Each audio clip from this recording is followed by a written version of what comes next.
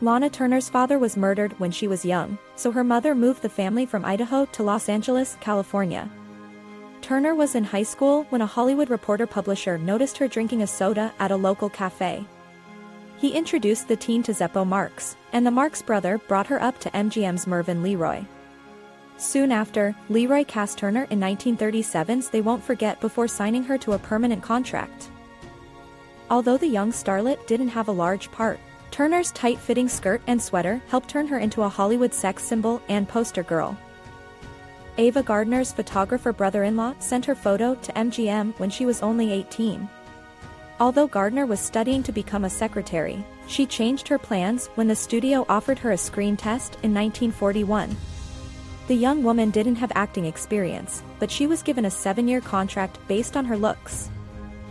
After being hired, the North Carolina native had to take speech lessons to lose her southern drawl. MGM also enrolled her in acting classes. Shy and nervous at first, Gardner only booked small roles. Eventually, she took on larger parts, finally becoming a major star with the 1946 release of The Killers. While working at an Akron, Ohio tire factory, 16-year-old Clark Gable saw a play that motivated him to become an actor. The young hopeful joined a traveling theater to follow his passions, but the business went bankrupt, stranding Gable in Montana. He hitchhiked to Oregon, met a manager who gave him a makeover, and then married her. Afterwards, the couple moved to Hollywood to break into the film industry. Casting agents initially rejected Gable. They believed his large ears weren't suitable for a leading man. Finally, though, he landed a speaking role in 1931 film The Painted Desert. His performance prompted MGM to give him a contract. Soon after, Gable began to star alongside glamorous actresses like Greta Garbo and Jean Harlow.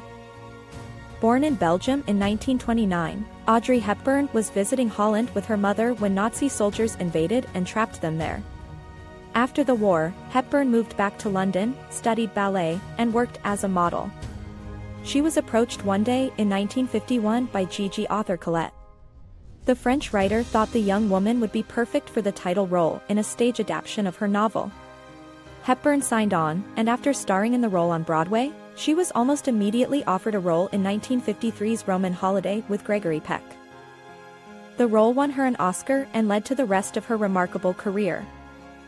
Born in England as Archie Leach, Cary Grant joined a troupe of acrobats at 14 and moved to New York with them.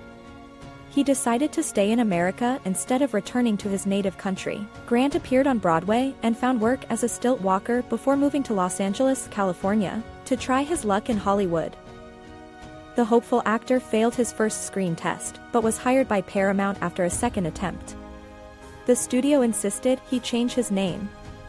In the late 1930s, after starring in more than 20 movies, Grant morphed into the man audiences recognize. He found great success throughout the rest of his career. After changing the spelling of her name and taking her husband's first name as a surname, Vivien Leigh got her initial part on the London stage in 1935. She performed in several Shakespeare productions where she met and began an affair with actor Laurence Olivier. Leigh traveled to America with the actor, while he toured with a stage production crew. During those travels, Leigh met George Cukor, the casting director for Gone with the Wind. Cukor was very impressed by the virtually unknown Leigh, giving her the part of Scarlett O'Hara. He received a lot of backlash for rejecting American leading ladies like Bette Davis, but Leigh won an Oscar for the role and went on to become a star. Greta Garbo was attending Sweden's Royal Dramatic Theatre in 1924 when silent film director Moritz Stiller offered her the lead in the saga of Gösta Berling. The film made Garbo famous in Germany and Sweden, and she changed her last name from Gustafsson at Stiller's urging. Not long after, Louis B. Mayer of MGM hired Stiller to travel to America and direct a movie, but Stiller only agreed because 19-year-old Garbo was allowed to join him. The contract between Stiller and MGM didn't work out, so he eventually returned to Europe. Garbo's first American film, in 1926 at the Torrent, was a hit though. The European girl quickly rose through the ranks of Hollywood's glamorous actresses. And the rest is history.